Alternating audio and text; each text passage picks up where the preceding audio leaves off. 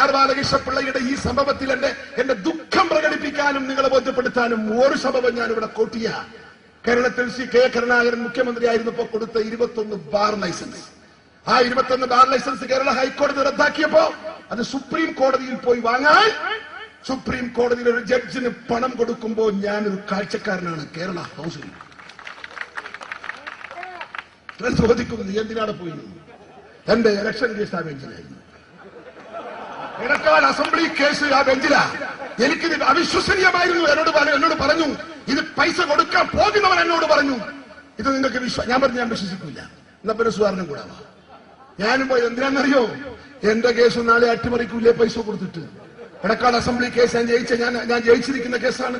Appeal പോയിരിക്കുകയാണ്. ഓവരത് appeal supreme കോടതിയിലാണ്. ഇതേ ബെഞ്ചിലാണ്. അതുകൊണ്ട് ആ ബെഞ്ചിന്റെ ക്രെഡിബിലിറ്റി മനസ്സിലാക്കാൻ ഞാനും അവിടെ പോയി. എന്നിട്ടറിയോ അന്ന് 21 ലക്ഷം വാങ്ങിയത്. 21 ലക്ഷം വാങ്ങിയപ്പോ പിറ്റേന്നാൾ അവർക്ക് തോന്നി ഇത് കുറഞ്ഞു കഴിയും. 21 ബാറല്ലേ, 1 ലക്ഷമല്ലേ വന്നിട്ടുള്ളൂ.